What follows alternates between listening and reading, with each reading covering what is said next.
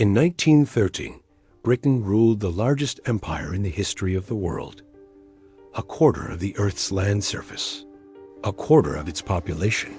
The pound sterling was the global reserve currency. The Royal Navy commanded every ocean. London was the financial capital of civilization. British institutions, its law, its parliament, its universities, were considered the gold standard of human governance. 40 years later, it was over. Not through conquest, not through a single catastrophic defeat. The British Empire did not fall the way empires fall in movies, in fire and sudden collapse. It dissolved, slowly, then all at once. Its wealth drained through 2 world wars it could not afford. Its alliances unraveled. Its currency surrendered global primacy to a rising power across the Atlantic. Its colonies, one by one, walked away. By 1960, the man who had been prime minister during the empire's final years stood before the South African parliament and described what he called a wind of change blowing through the continent. It was a eulogy dressed as a speech. What Britain experienced is not unique. It is a pattern. And patterns, by definition, repeat. The question that historians, economists, and geopolitical analysts are asking right now is whether that pattern is repeating again, and whether the empire currently living through it even knows.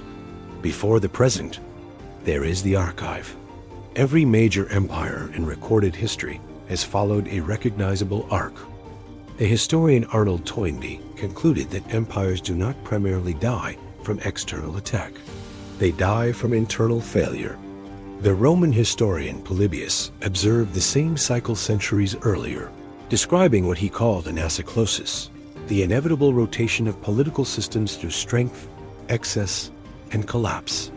The historian Ibn Khaldun, writing in the 14th century, identified what he called asabiya, social cohesion, as the primary variable.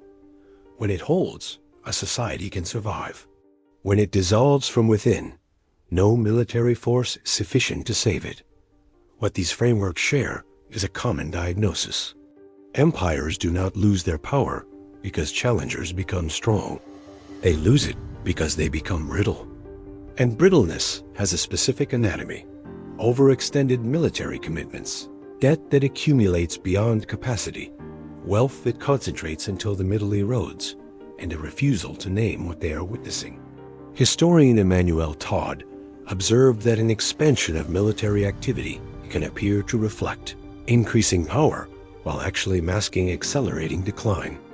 The more overstretched an empire becomes, the more aggressively it projects the image of strength, because the image is all that is left of the substance. Now come the numbers.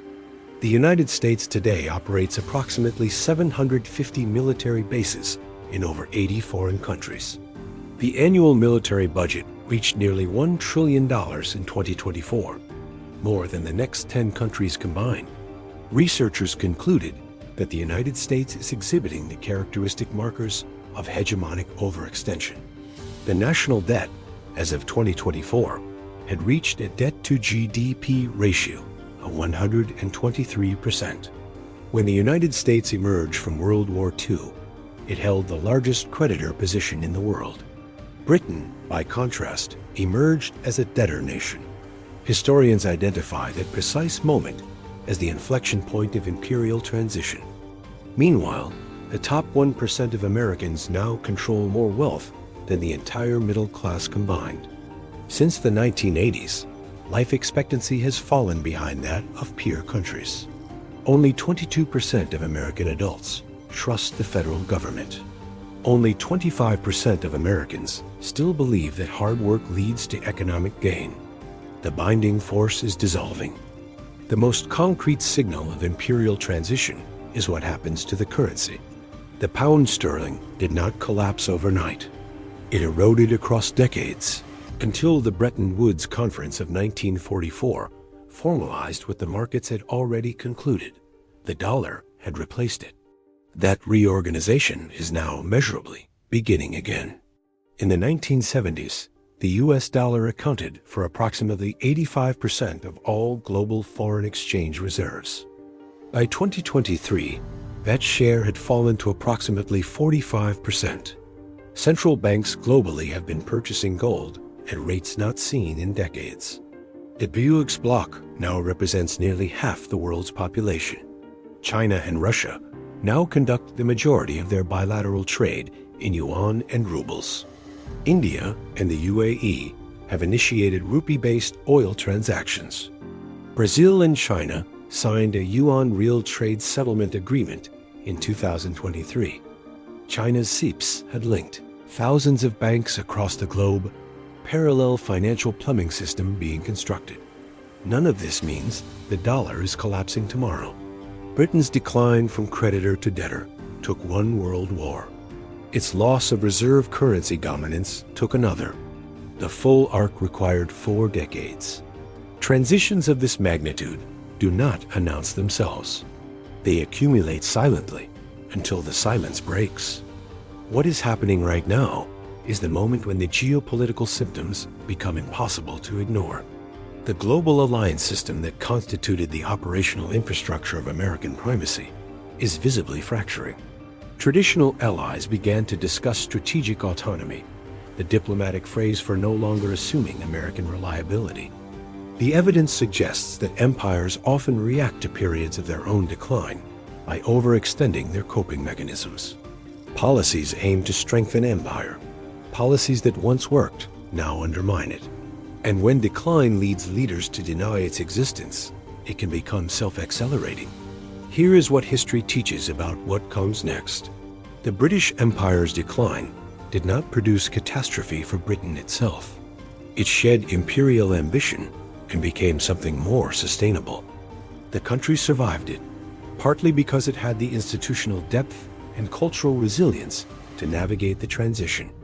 The Soviet Union's decline produced a different outcome. When the USSR collapsed in 1991, it collapsed not merely as an empire, but as a functional society. The difference was not primarily external pressure. It was internal institutional health. Every empire that has ever declined faced, at some point, a critical choice, not between strength and weakness, between honesty and denial, between adaptation and the performance of a power that no longer exists. The purpose of understanding this history is not despair, it is clarity, because the pattern is not a sentence. It is a warning with a built-in instruction. Societies that have successfully navigated transitions of imperial decline shared a common quality: the willingness to name what was happening before the cost of denial exceeded the cost of reckoning. The historians and economists who study this arc are not predicting doom. They are identifying leverage points, moments where deliberate institutional reform, where the rebuilding of social cohesion, where the honest renegotiation of global commitments could alter a trajectory. Every empire that has ever existed believed it was different, that its size, its history, its values made it exempt from the cycles that consumed every civilization before it. None of them were right. The question has never been whether decline follows dominance. It always does. The question is what a society chooses to build in the space that opens when the empire begins to contract. That choice, right now, in this decade, is still open. But history suggests that windows of this kind do not stay open indefinitely.